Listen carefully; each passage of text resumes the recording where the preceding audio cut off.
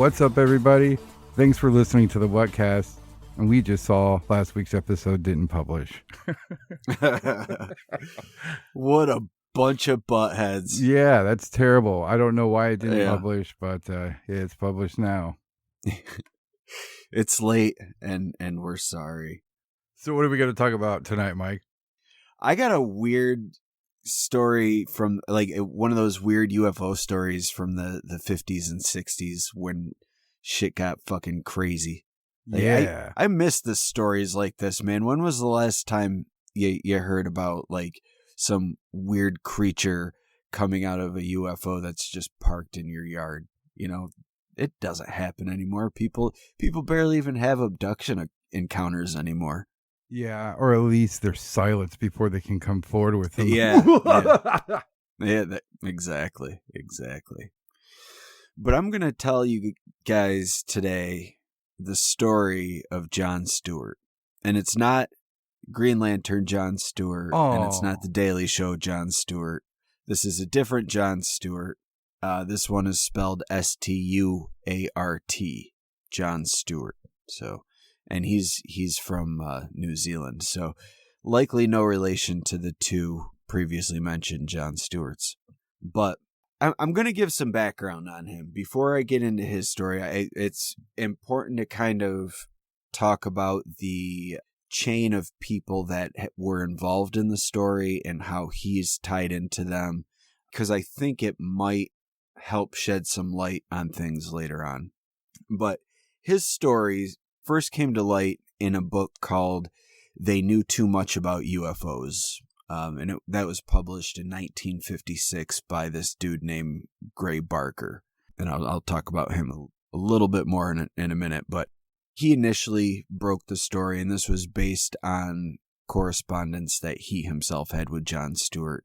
But then in 1962, John Stuart himself produced a manuscript called The Kimi, that's Kimi, Under UFO Attack. That was sent to Gray Barker, and it was later edited and republished, titled UFO Warning. And that was published by Saucerian Books, which was a small independent publisher that was run by this dude, Gray Barker. Now, Gray Barker was not always a book publisher. He actually, previous to opening Saucerian Press, he was the chief investigator for the International Flying Saucer Bureau, which was the first major civilian UFO club in the entire world. And so this was in the early 50s, which we've talked about the modern UFO flap in the past and how that kind of really started off in the late 40s. So this is really early into like the modern UFO phenomenon. But he was the chief investigator for this UFO club up until the director of the UFO club, Albert Bender, suddenly closed the organization in the fall of 1953. The reasons behind that are kind of weird, and I don't remember if we have or not, and maybe you remember, but have we ever do you recall talking about Albert Bender at all on the show before? It sounds familiar. All right. I'm going to get a little, I'll talk about his background a little bit. If it sounds familiar to any of you guys, if we've talked about it before, just just know that this is all like a connection to the story. So it's for people that don't know or haven't listened, or maybe we haven't talked about it. I'm going to just give a rundown of Albert Bender and his experiences, which took place, just a little, well, around the same time, like within a year of this John Stuart story. So this Albert Bender guy, in the summer of 1953. So as I mentioned, Albert Bender was the director of the International Flying Saucer Bureau, which was a worldwide organization. So think of it like MUFON, but 1950s version. So a lot of like paper correspondence, and like telephone and telegram messages, things like that. No website, obviously, and probably a very cheaply done newsletter that was probably distributed around at some point. But there was this UFO magazine at the time called Space Review. And in summer of 1953, he claimed to the magazine that he had made a series of discoveries through his investigations as the director of the International Flying Saucer Bureau.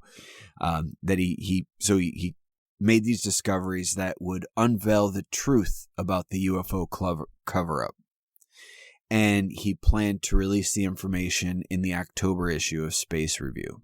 Before the article was released, Albert Bender claimed that he was visited by 3 men in black in 1953. So between the time that the original article in the summer of 53 was published and October, he was visited by these men in black. And according to him, they came to his house and they communicated with him telepathically. And they gave him a metal disc and confirmed to him that the information he was going to be releasing was in fact true. And they also told him the truth about the nature and the origin of UFOs. After they left, Bender began to feel sick, and he didn't eat for 3 days and began suffering frequent headaches. And because they confirmed the information and he had already stated publicly that he was going to release this information, he wanted to get this information out. You know, it had been confirmed now what he said was true, you know. But he was told by the men in black that he was not allowed to do so. And at the time, men in black hadn't been a term that had been coined. Right. Wasn't it John Keel that coined that term? I believe so. Okay. This Albert Bender is actually one of the first documented cases of a Men in Black encounter, but he referred to them as silencers. He felt like their job was to silence people that were onto the truth. And he said that they left him with a warning when he was trying to get the information out. And the warning they left him with was, "We advise those engaged in saucer work to please be very cautious." And that was what they left him with. After he met with them, he immediately suspended publishing any information and quickly dissolved the entire International Flying Saucer Bureau.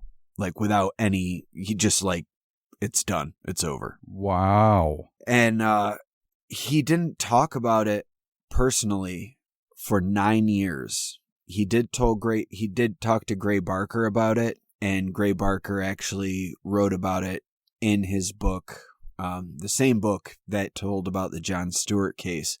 They Knew Too Much About Flying Saucers. That book came out in 1956, but Albert Bender himself would write a book about it called Flying Saucers and the Three Men in 1962. And that was his first time officially coming out on record and writing about what happened and why he never published the promised article he had and why he dissolved everything and basically gave up UFOs. That was like his last word on the UFO subject was this book. And he later went on to create a museum for musicians. And so some pretty prominent people joined him in opening that, like they're partners with him. Vincent Price was actually one of them. But that's what he did with the rest of his life, was just run this museum. But one thing that he did say in his book that wasn't that, and I haven't heard this mentioned anywhere else, but he explains in his book what the Men in Black are, and it's the creepiest fucking thing, man. So he had originally been visited by 3 men in black, and in his book, he said after he had, given up everything, he was visited one more time. And again, it was 3 men in black, but they weren't men in black this time. They appeared to him as 3 shadowy figures that hovered over the floor.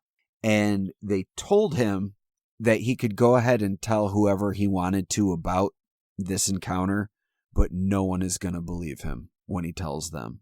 And then they went on like almost like daring him to come out. And they told him that the shadow figure, their shadow form or shadow people, perhaps, maybe the Hat Man, the shadow figure was their actual form. And they capture people from Earth and use their bodies to disguise themselves. What? So it would be like a possession type thing. Yeah. Like they would basically abduct people, possess them, and use their body to be like Men in Black. Wow. Yeah, it's so fucking creepy. I don't like that at all. Yeah, I mean, how do you resist something like that happening? All they got to do is like throw you in the back of a van while you're walking down the street, and that's it. Yeah, yeah. But it's like, to me, the Hat Man thing always seemed kind of weird. But if you look at it in this context, like where they're the Men in Black, like it would almost make sense that they would appear to have like a fedora or something like that on in shadow form. Right.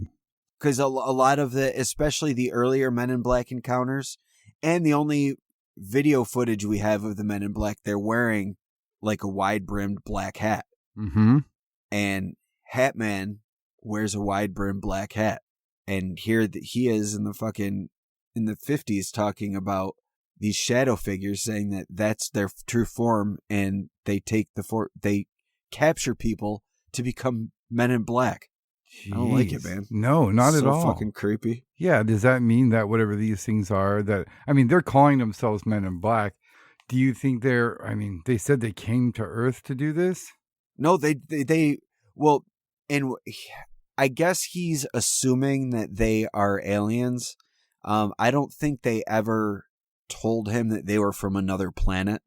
It seems like, to me, like if we look at this story for what it is, like a lot of the UFO stories that you hear in the 50s and 60s are your typical like B movie scenario with a ship coming down and some weird or creepy monster creature thing coming out, and the interactions are varied, but they're always like weird.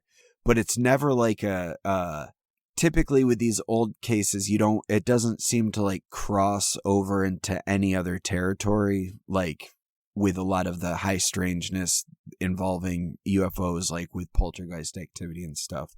But this case and the John Stuart case has these hallmarks, which is really early on, and it almost makes me kind of believe it in a way. Especially the Albert Bender story, like his story, it just, I don't know, to be so scared that you dissolve an entire organization because of it. Like I could see if it was like a thing where he made these claims, like he was going to publish something and then he didn't, because he was talking shit and he didn't have anything. So he's like, oh no, the Men in Black told me not to.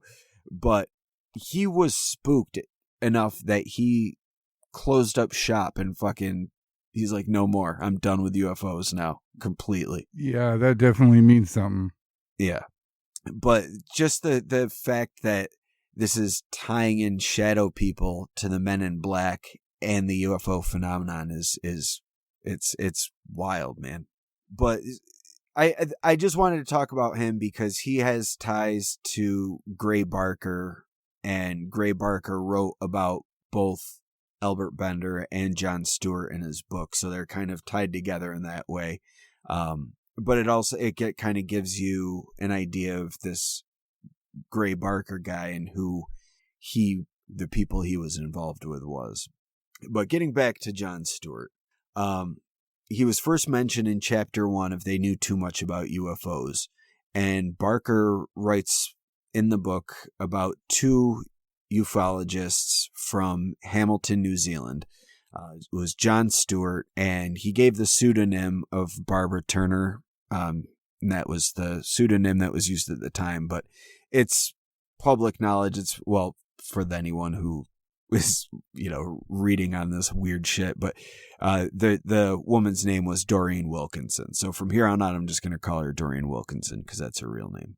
But these two had been researching UFOs when they began to encounter high strangeness that was similar to UFO activity, or similar to poltergeist activity, but also including UFO sightings. It was just in one chapter where he talks about this. So he didn't really get into the details too much about it, just kind of a general overview of the story I'm going to tell. But he ended his take on it by saying that Stuart had told him that he was visited by someone, and as a result of this visit, Stuart decided to stop studying UFOs. And then he quoted Stuart saying, "I can't at the moment tell you anymore." And that was, so I mentioned that book was published in 1956, and Stuart remained silent on it until 1962. So if you notice, there's the similarities here between the first case with Albert Bender. He had his encounter in 1953. He himself didn't write about it until 1962, but Gray Barker wrote about it in 1956. And then John Stuart, his story happened in 53 and 54. He didn't write about it until 62, but he did tell Gray Barker about it, who included it in his 1956 book. So similarities there. But when Stuart finally broke his silence, it was under his first manuscript called The Kimi Under Attack. And again, I don't know what the Kimi means. I'm not sure about that. But a year later, he had given this manuscript to Gray Barker, who then edited it. And a year later, they renamed the edited version UFO Warning, and that was published in 1963. In the introduction to this version, Barker himself wrote, "I cannot completely understand this volume, and I doubt if many others can either." And the story that followed his introduction was considered outlandish and hard to believe by people even within the UFO circles at the time. But with that being said, those who interacted with Stuart and what came up later on gave the impression that Stuart wasn't lying and that he completely believed the story that he was telling. Whether or not it was actually true or not, I guess that's what's conjecture. But the fact that he believes it to be true seems to be pretty well established.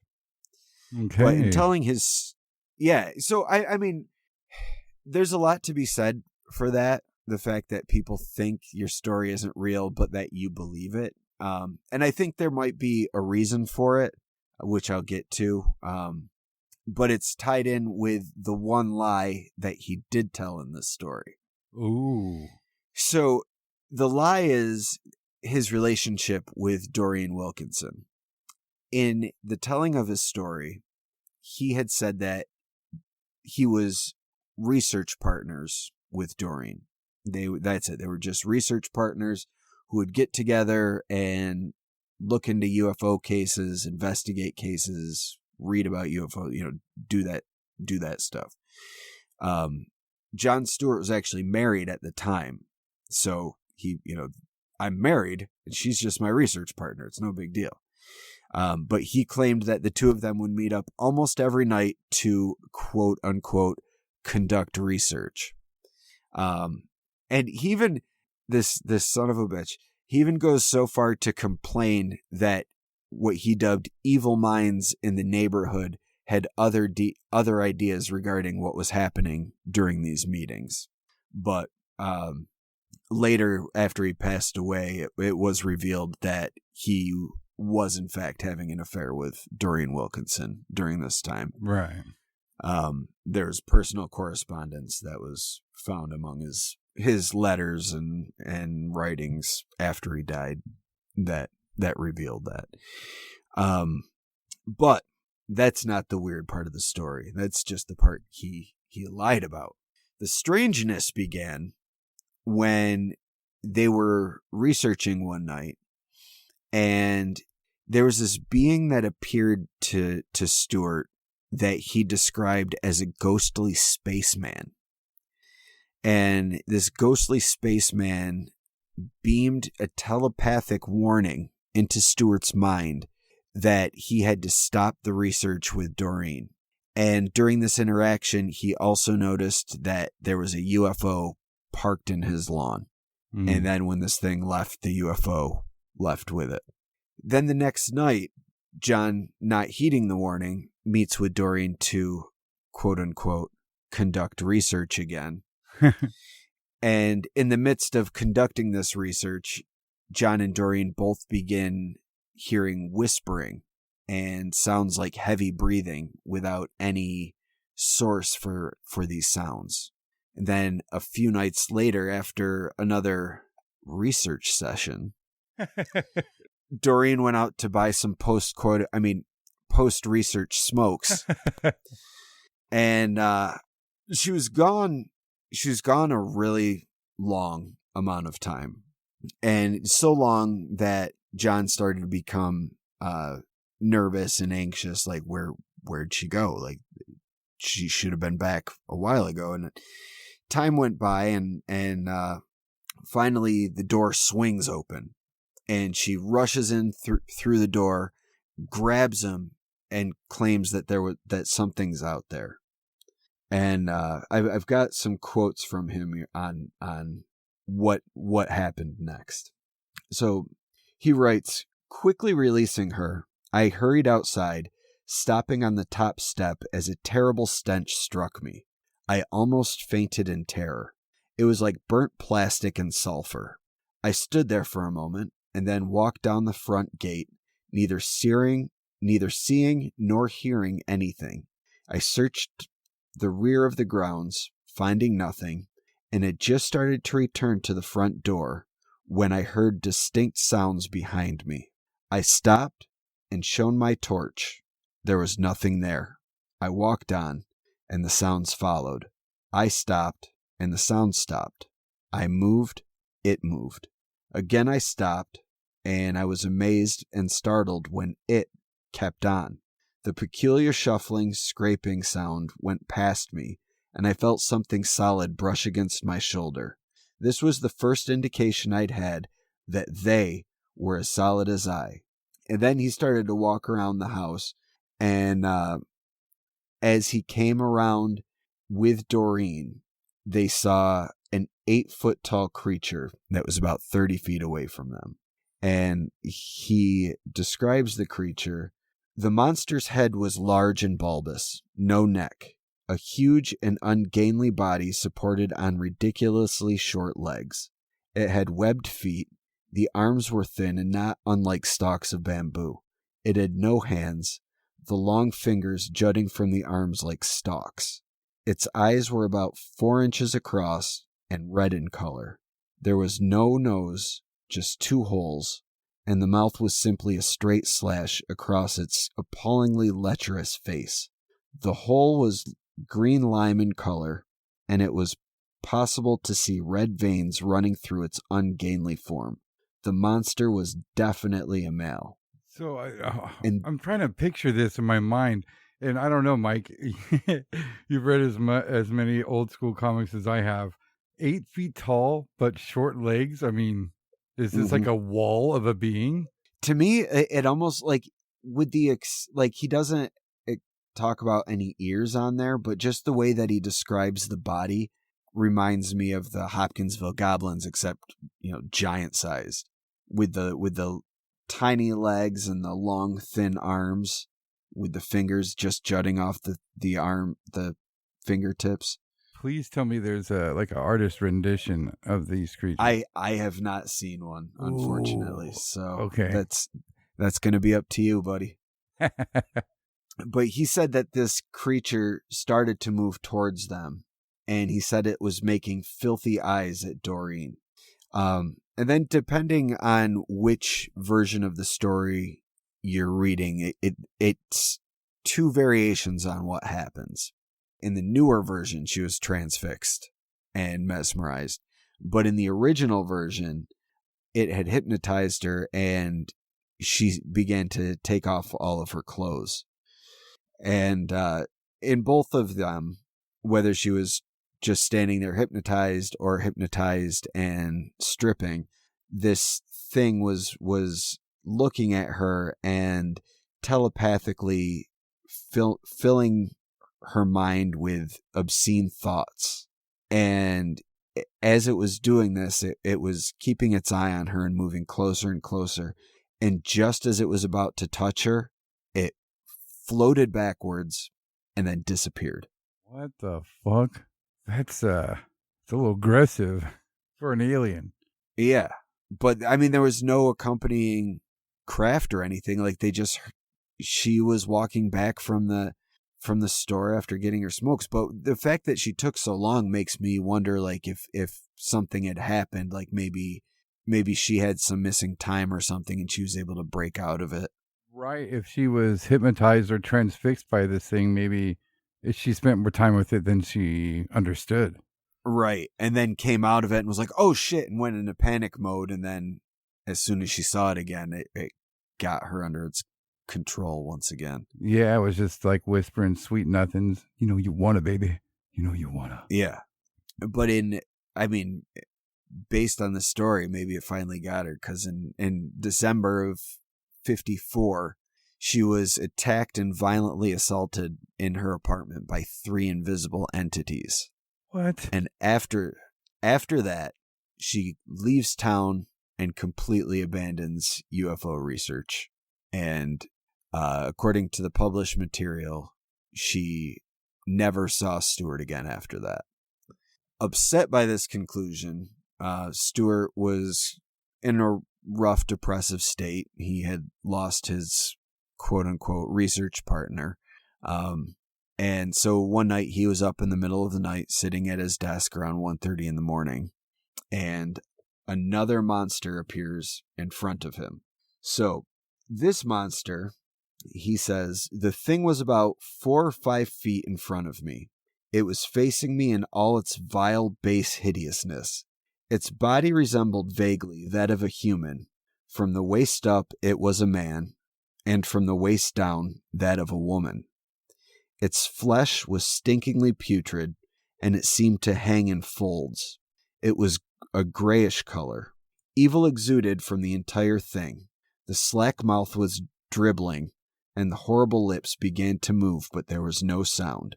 It told me telepathically, your friend knew too much and had to be silenced. We sent one of us to her as a warning. The thing told me in obscene words what Doreen had experienced, and each word was accompanied with what seemed to be laughter. The thing seemed to waver and grow less distinct, then materialized again into solidarity.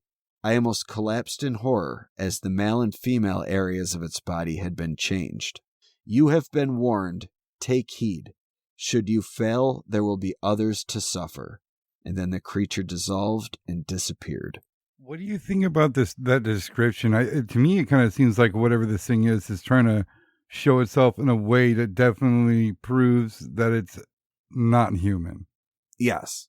And it's, to me, that, like, if you look at a lot of reported demonic encounters, like that, to me, sounds like a demonic encounter. 100%. Especially the switching of genders like that. Yeah, that's the first thing that came to my mind. Yeah, same with me. Like, that doesn't sound like an alien sighting. It sounds like a fucking demon encounter. Ugh. But this freaked Stuart out enough that he decided to give up studying UFOs. And he left Hamilton and with his wife moved back to Auckland, New Zealand, and they moved in with his mom. And they stayed there for I think almost a year they stayed with his mother. And then they moved back to Hamilton. And once he moved back to Hamilton, he started to get into UFO research again. But then apparently thought better of it. And he said that when he gave it up again, he said that he knew his wife was too important to take any further risks.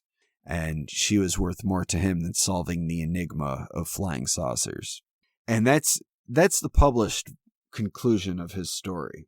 But there's another version. There's another way that this story ends. That's a little bit different. So there's in 1962, John Stuart had recorded audio that he had given to Gray Barker. And in this version of his story, after Doreen left, so all that stuff with the monsters and everything happened. Doreen was attacked in her apartment and she left. After she left, he started suffering amnesia and kind of wandered around the streets of Hamilton in a dazed state. And eventually this woman named Galen found him and brought him back to her house and kind of nursed him back to health. And he ended up living with her for a while. And eventually he decides to go back home to his wife in Hamilton. And they basically, I guess, went back to normal life without UFOs. But in September of 1955, he said that he received a telegram from Doreen, and the telegram asked him to come see her at this private nursing home. And so he goes and sees her at this nursing home and finds out that she had just given birth to a baby boy. Now, it hadn't even, it hadn't been a year since he had last seen her at this point. But anyways, he arrives, finds out that she just gave birth to a baby boy. And things are pretty tense between the two of them. And then she states that the assault on her in her apartment was likely not real, and it was likely due to her nerves. But I'm wondering why were her nerves on edge at that point in time? I also wonder could nerves make you completely hallucinate an assault like that? Yeah.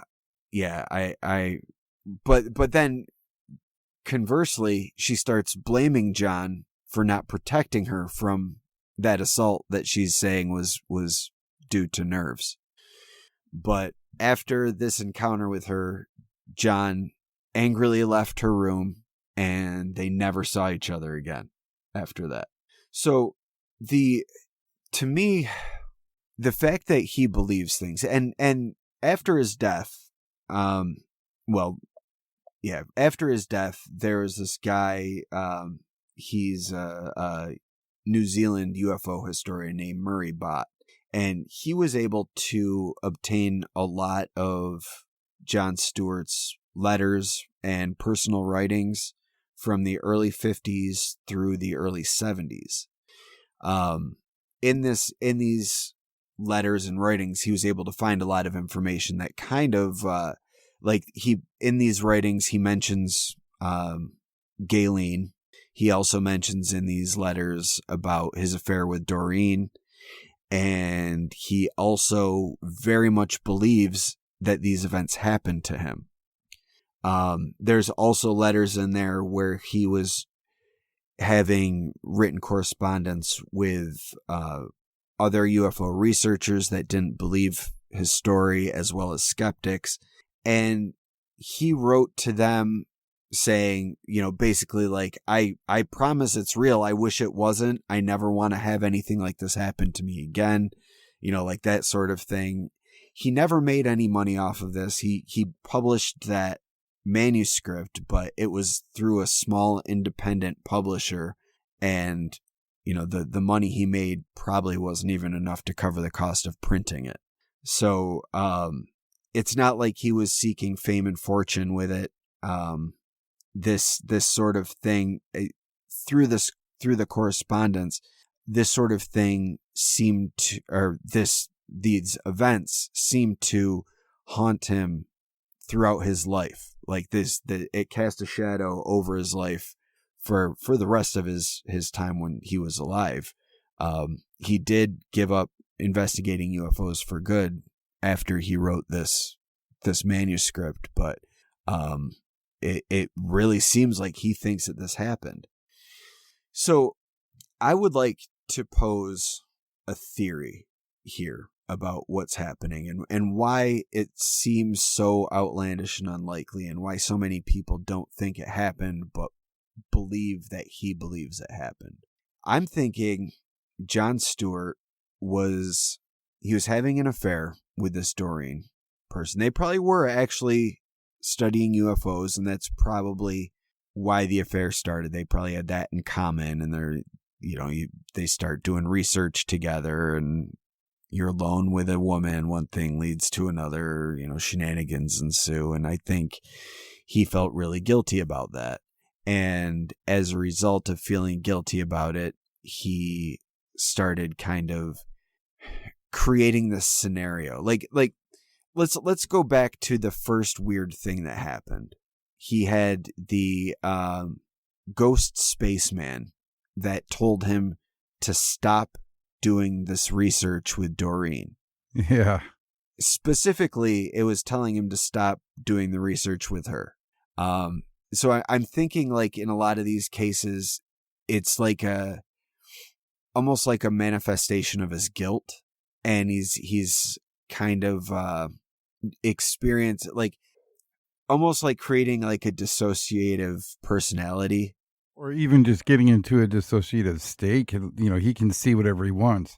Yes. Yeah, I think that's more likely. So, like, that was the first one, and then they seem to follow right after. Like, so he said in the second time they heard whispering and heavy breathing. Like, what if that was him hearing the two of them having sex in a dissociative state? Like, like they're whispering to each other while they're having sex, heavy breathing, because you're putting that work in, and he's just like in this other mind state. So like one part of him is doing the deed, and then the other part of him is like off in the corner of his mind, like observing, like, what the fuck, what's going on? What is this? I'm just hearing all these whispers and heavy breathing. I don't know what it is. And then Doreen goes for some postcoital smokes, and there's a giant lust demon talking dirty talk to her the whole time. Maybe that lust demon was actually John. John was the one stripping her of her clothing and saying these dirty, dirty things to her. And then what if this final encounter wasn't invisible entities? What if it was John, maybe who? Because I mean, really, what if it? And I don't mean to defame John. I'm just kind of throwing some shit out there. But what if this assault was John assaulting her, and not invisible entities? And then she left, and then he writes about in his writings. He says she left and they never heard from each other again. But then he has this audio recording saying that she sent him a telegram telling him that she had a kid. And, based on the story, it would seem that kid is either his or whatever this invisible entity that assaulted her was. Right. And why would he see her, learn of her giving birth, and get so pissed as to walk out and never speak to her again? And never speak to her, exactly. And then goes back and says, my wife is too important to me to take any further risks. She was worth more, she's worth more to me than solving the enigma of flying saucers. Or getting busted for cheating. Yeah. Wow, that's an interesting angle there. I mean, the whole story he's telling has a metaphor. Yeah.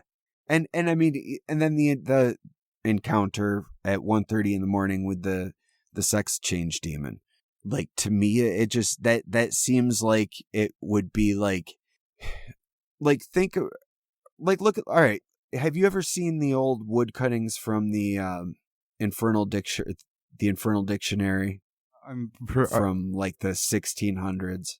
Yeah. They're like the old wood cuttings of demons, and like they they depict like the certain demons as being like having both features of man and woman, and like just basically representing like chaos, the extremes of evil, like sloth is like overly fat. And so to me, like with this guy, it seems like he's putting his own spin on that idea, and like he's so repulsed by his own weakness and infidelity and his lust. Basically he's ashamed of his lust overcoming him, that he literally created a demon to encounter to basically shut himself down.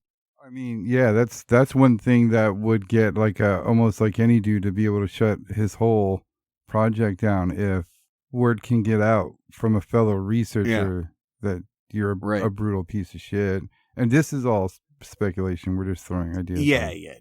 And to be perfectly clear, Doreen never came out with any allegations against him. She just kind of faded away into obscurity. Right. So like she never came out and said like, this book is bullshit. Who knows if she even knew that it was written? I don't know. It's hard to say. But I don't know. To me it seems more likely that he's just kind of putting this spin on his own guilt. And the reason I wanted to point out the background was because of the similarity between things that were happening. Like if he was having correspondence with Gray Barker at the same time Albert Bender was talking about his stuff, it's very probable that Gray Barker was telling John Stuart about Albert Bender's experiences, which could have added some flavor to the guilt that John Stuart was already feeling. Mm-hmm. And, you know, he's studying UFOs while also being unfaithful to his wife. And so he could be like, well, this guy was a UFO investigator. I'm investigating UFOs. So it would make sense if there was a demon or alien or whatever. And then poof, the ghost spaceman tells him to stop cheating. Then the next night he doesn't. He starts hearing whispering and breathing. Still doesn't stop. And then monster attacks. Wow. Yeah.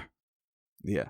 But and also I want to point out is in the description he doesn't say anything about genitalia on the first monster, but he did say it was very obviously male.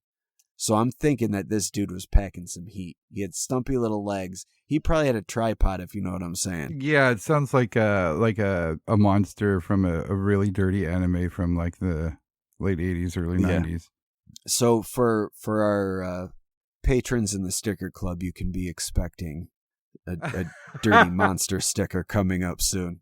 I said it, Mateo. You got to do it now. Dirty monster sticker. It shall be done. There you go, guys. You can thank me when you get it. When you do, I want to hear all about it. Send me smoke signals or a raven. But yeah, that's so. What do you think of it? With the original Albert Bender story in mind, what do you think of John Stewart's story? I don't know. For some reason, to me, I mean, especially for the time that it's written, right? Like this is the time when people are reporting shit like Babendum and weird, just more monsters than aliens, I guess is a good way to put it. But I don't know why. I mean, the things he's describing don't mean alien to me at all. A spaceman? Like, I mean, is he talking like in a full like moonwalk suit? I don't know. So to me, when I read that in my head, I know it's not a spaceman, but I pictured the ghost scuba diver from Scooby-Doo. And that's what I had in mind. But I don't know. He said ghost spaceman, and this is the 50s. So to me, I would think like probably what they would think of as a spaceman being like, you know, a fishbowl over his head type of thing. Yeah, right. And then if he's ghostly, probably like he's transparent so you can see through him. That's weird. It's strange that he's like the UFO guy, and these things that are coming to him and warning him about UFO stuff, attacking people who are related to UFO stuff, have nothing to do with UFOs. Yeah. It's absolutely bizarre. Right. If you wouldn't have told me that they had an affair, I would have been like, dude, what the fuck are these things that he's saying? But Yeah. everything fits in like a bad hallucination or just some real heavy, like, I mean, disassociation can do some gnarly stuff. Yeah. But I know that, well, I'll just say that's a tactic used. Maybe Hmm. this tactic was used against him by Men in Black to get him to think that he had done something wrong. And But interestingly, he hasn't had he didn't ever mention any encounters with a man in black or shadow person. well, maybe that's another thing that's interesting about the first story is them being described as shadow people that aren't touching the floor. I mean, to me, if we're to believe that story, we either have the powers that be, whoever the Men in Black work for, you can say the government or whatever, the shadow government, whatever. They either have harnessed the ability of other dimensional entities or have other dimensional entities in their employ. Or maybe it's completely independent of. Yeah, I think that's probably more likely the case with these things. Like, if that is what Men in Black are, I think what they're doing is these entities are trying to cover their own asses. And and again, you don't hear about Men in Black sightings now. You know, that's all shit that happened fairly early on, and also happened with the weirder stuff, like the Mothman thing. Like that whole year, Men in Black were seen, which is fucking weird. Like this weirdness is going on, and they're showing up. So what I think is happening is you've got these shadow beings that are part of. There's part of a reality that coexists with ours, but it's kind of like another plane of existence. But they're able to come through our plane of existence, and I think that's where a lot of like the UFO sightings and stuff is whatever they use their energy craft or whatever to get through. But I think that they understand the concept of like government secret agent in a dark suit. And so if they're able to mimic that, they can kind of, and especially like think about the 50s and 60s where we're like peak pro-America, peak anti-communist propaganda. And the idea of a secret agent was in everybody's mind. Like we all knew what it, well, I say we, like you and I were around back then, but a secret agent was something that people were aware of. And these things could then take the form of a secret agent and coerce the American people to shut the fuck up. Be a good American and shut up for your government. You don't want to know about this stuff. And if they refuse, then you break out the weird shit like drinking bleach or phasing through walls or whatever other weird shit they do. Yeah. Yeah, I always love that bleach drinking story. That's crazy. Yeah. But it's weird to me that these Men in Black things don't happen anymore. Like what happened? Where did they go? I don't know. Like I wonder if to me it's just that's they could just not wear a suit and a hat anymore.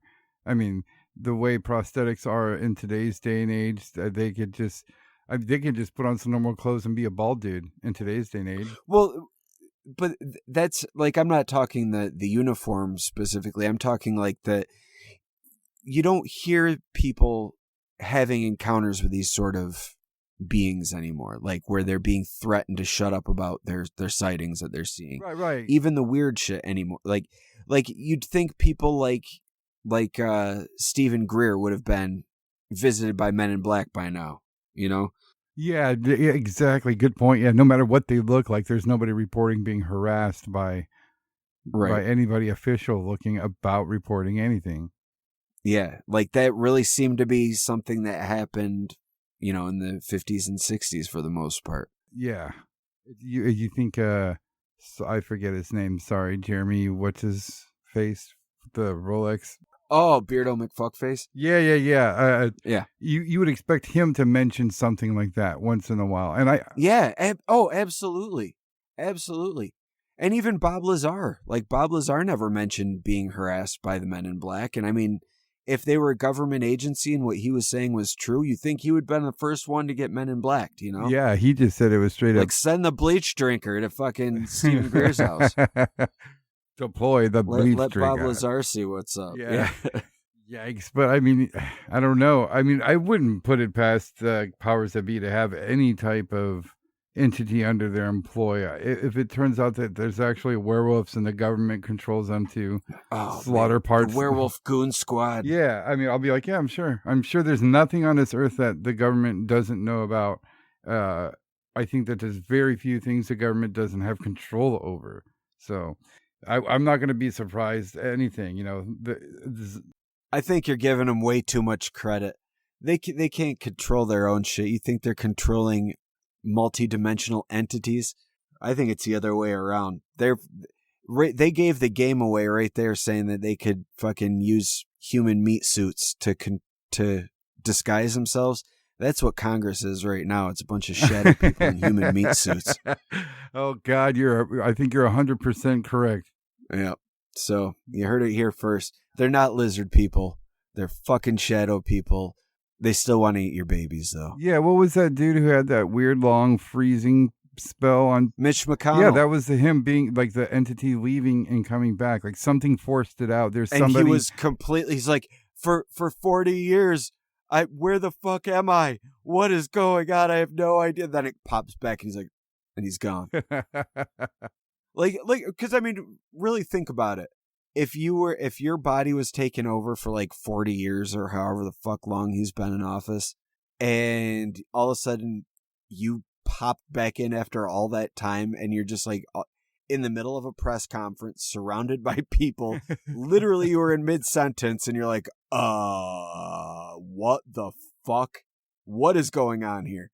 Half of that silent spell was him just going to go, Yeah. He was about to lose his shit, and then the entity popped back in. I'm sorry, I had to take a piss break. Holy fuck, what'd I miss? You stalled for 23 minutes on live TV, sir.